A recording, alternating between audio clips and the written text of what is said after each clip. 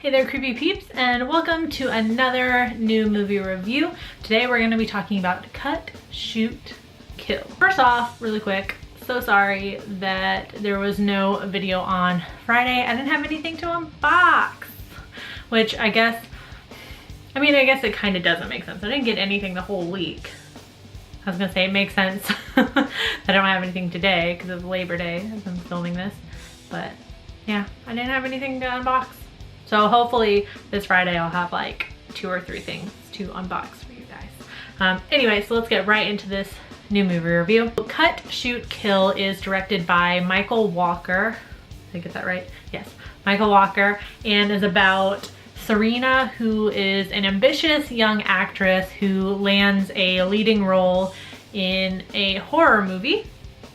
But when she gets to the filming location and production begins, she realizes that the cast members are one by one disappearing, and yeah, this leads to Serena investigating what's going on. Let's get right into what I liked about this movie. So maybe if you can kind of tell from my summary, or if you've seen the trailer already, Cut, Shoot, Kill is kind of a self-reflective slasher, and you guys know how I feel about that. If the slasher subgenre is my favorite of all subgenres within horror, the meta slashers are probably my second favorite. Like, nothing makes me happier than a new meta slasher coming out, and because they're all so different, you know what I mean? This one isn't as obvious as, say, like Scream or Behind the Mask or Tucker and Dale vs. Evil, but nuggets of self-reflectiveness are there. So I really enjoy that. Of course, it's a horror movie within a horror movie. I have to be super vague for this review because a lot of the enjoyment from watching this movie is watching it unfold. It is a new movie review, which I don't give spoilers for anyway, but I really can't go into specifics about the plot or anything because I will give things away that I don't want to. If you're gonna go watch it, I want you to be able to watch it not knowing the twists and turns that happen. I also really liked the kind of, I guess you could say, like theme or like message going on in the movie. So the cast goes out to this, you know, backcountry cabin for filming, and there's no cell reception, there's no internet, and the director, Alabama, makes it very clear that he thinks phones and internet and stuff are a distraction, and he keeps saying, like, trust me, it'll be different, like you'll feel the difference, like it'll be so much better if everyone's not distracted by their personal lives and the internet and things like that. And he says a few really good lines about making a genuine movie. And he makes mention of like the YouTube age and the social media age, where people are just, you know, want to see something quick and just want to watch like silly cat videos online, and you know, so they're trying to make something really genuine. So it speaks a lot to filmmakers today, I think, trying to make something like genuine and amazing in this kind of age where you can see media everywhere. We have like Crypt TV where you can watch like horror shorts whenever the fuck you want. So it's hard, I think, for filmmakers nowadays to make a feature film that really grabs people and really speaks to people, and I think this movie does a really good job at addressing that. And you can also tell there's a lot of love for the horror genre within this movie. The executive producer of the movie within the movie. That's confusing.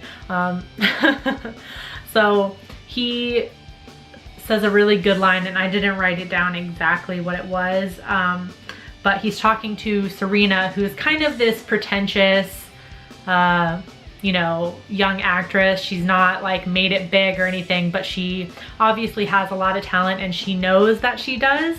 So it can kind of come off as like she's very ambitious, takes herself way too seriously and very pretentious, and she says to her executive producer that she doesn't want to just do Like, she doesn't want her career to just be horror films, like kind of insinuating that she wants to be a serious actress.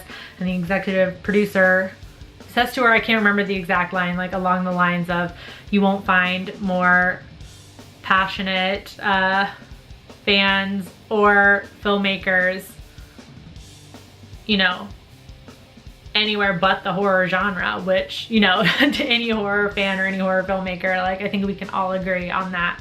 So I thought that was a really great line, a really great nod to the horror genre fans and filmmakers alike. This movie has a lot of great twists and turns. It has a lot of layers, not just like, you know, kind of the superficial like movie within a movie layer. It's got a lot of different layers to it. And I think the twists and the turns, and you know, when you finally know 100% what's going on, I think it makes for a good rewatch value. Like, I went back and rewatched it again. It's just one of those, like, before I reviewed it, like I really had to. I try and watch it more than once anyway when I come to review something, but I, like, as soon as it was done, I immediately restarted it to watch it again. That's how much I enjoyed it. But it has there's a lot of kind of like clues and foreshadowing that you're not gonna get, like you're not gonna understand what it's for on first watch, but then when you rewatch it, you're like, ah, when you know everything. So there's a lot of rewatch value in this. The only thing I can think people really might not like about this is kind of the falling action, I guess I could label it. I can't go into details because that would, you know, I would have to explain what happens in the movie, which I'm not gonna do. But it gets kind of confused, kind of in the falling action. Like, you're kind of in this limbo where you don't really know what direction this movie is ultimately gonna end up in. I think it helps, like when I rewatched it, I understood Serena's character a whole lot more. And I think if you understand her character and you get her characteristics, I think the ending ultimately ends up making sense. But right before the final ending, kind of like the little bits of her recovering. That's not the best way to describe it, but it's like just vague enough and also misleading, so I'm not actually giving anything away. Her like recovery, I guess, when the falling action is a bit confused, like, but it threw me off really well the first time I watched it. I didn't have the same problem the second time though, so I think it's just kind of like a first watch thing. So why should you watch? I have not seen the trailer for this movie flying around a lot of places. I haven't seen a lot of news on it. Maybe you guys are a little bit more in the know than I am and you have heard about this movie before, but I hadn't heard about it until I looked it up. I was looking up new movies to watch and I saw it and I thought it looked interesting. But I didn't know it was being made. I had no idea it existed. It's still fairly new, but I didn't know it existed. So it's definitely one of those like kind of hidden gems of 2017, I think. This is definitely going somewhere near the top of my best of 2017 list that I will ultimately film at the end of the year. I'm gonna give this 5 eyeballs out of 5. Like, yeah, I really enjoyed it. I'm definitely gonna add it to my collection when it's available to buy. I don't know if it is yet. Probably not. But when it is, I'm definitely adding it to my collection. I'm really glad I found this movie. I don't know if I would have found it otherwise until maybe the end of the year, or if somebody else happened to review it on here. Yeah, on IMDb right now it has a 6.8 out of 10, and Rotten Tomatoes doesn't have a critic score, but the audiences are scoring it 64% so far. So that's pretty good for a horror movie. Yeah, if you've seen Cut, Shoot, Kill, let me know in the comment section down below what you thought about it. I saw it on Amazon. I don't know if it's available for rent on YouTube, but I definitely didn't see it anywhere else, like Netflix or anything like that. It was only like $3 to rent though, so for how good I thought the movie was, like, that was a steal. Yeah, I really do hope you enjoyed this video. If you did, please give it a thumbs up. If you're new here, subscribe and become a Creepy Peep today. I post videos Monday through Friday. Thank you so much for watching, and until next time, stay strange. Bye.